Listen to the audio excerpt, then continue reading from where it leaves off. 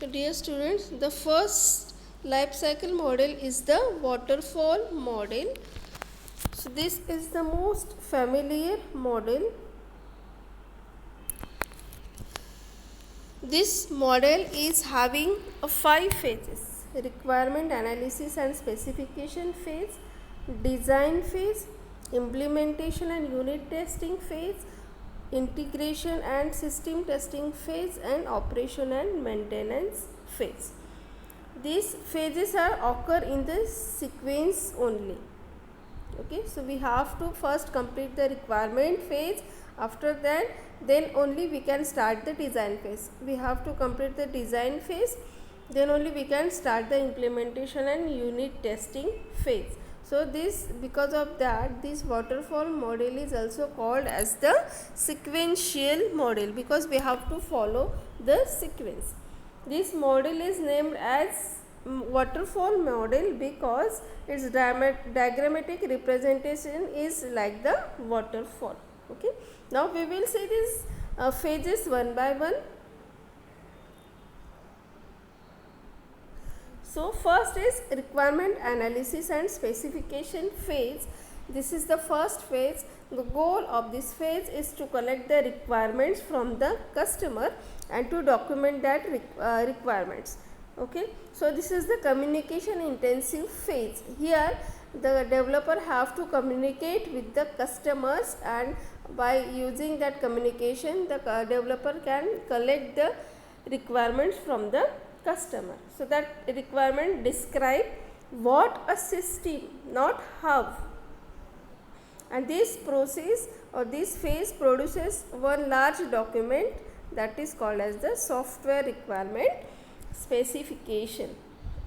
So this SRS is the contract between the developer and the customer.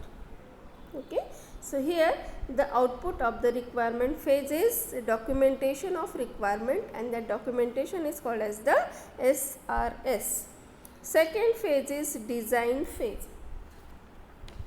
Okay, so the input for this design phase is the SRS document of the requirement phase.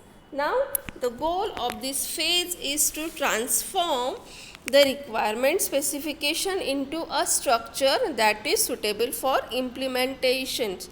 Okay, so in the design phase the architecture is developed and high level and detailed design work is done. So the output of this design phase is software design document. Okay, here the resources are also identified, which resources are required for the software development. Now the third phase is implementation and unit testing phase. So during this phase, as the input for this phase is the SDD, that is design document. So if your SDD is complete and accurate, then the implementation or coding phase goes smoothly, because the SDD is very correct. Because of that, the implementation phase goes smoothly. Now unit testing phase. So as we develop the individual module or individual unit, it is necessary to test that unit. So unit testing means testing of individual unit without involving that unit into the second unit. Okay, means we are testing the individual unit separately. Then after that the phase is integration and system testing. So this is a very important phase, because if you perform effective testing, then you can deliver the quality product to the customer.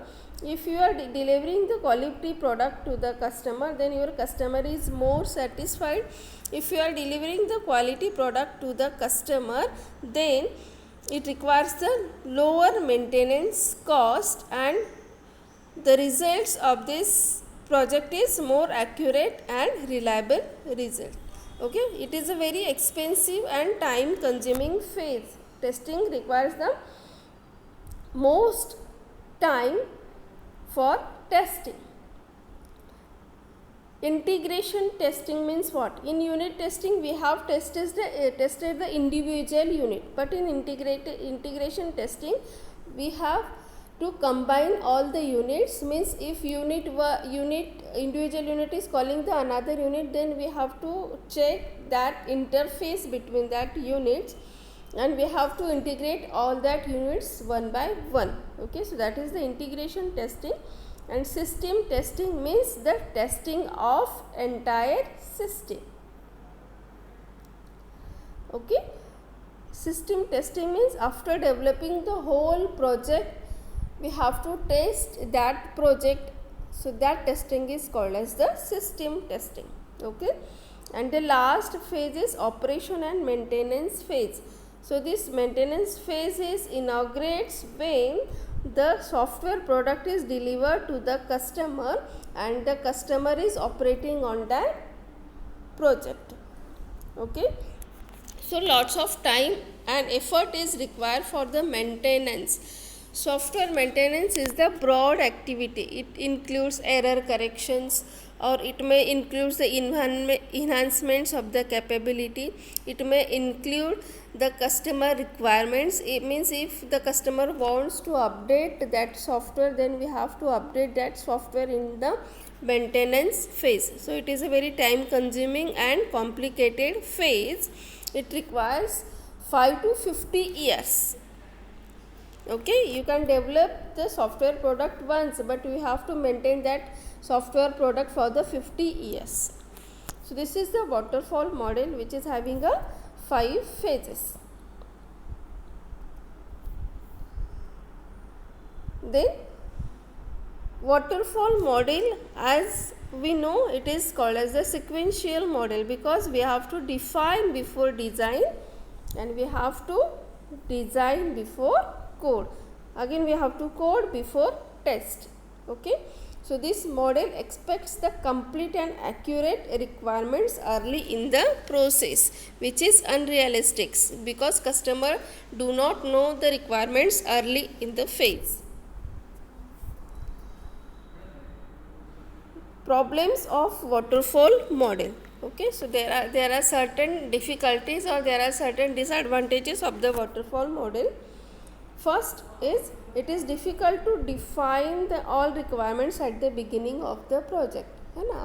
According to the when you are developing the project, by using that project, customer may want to update the requirements. So it is difficult to define all the requirements at the beginning. This model is not suitable for accommodating the change. A working version of the system is not seen until late in the project's life. The software project is available after the integration and system testing.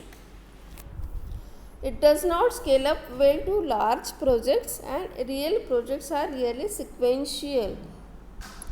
We have to update the requirements according to the customers. So because of that, the application of waterfall model is limited, and it is used where the organization has experience in developing that system. Okay, for example, if the organization has developed the library management system earlier, then the organization can develop the new library management system by using the previous experience. Thank you.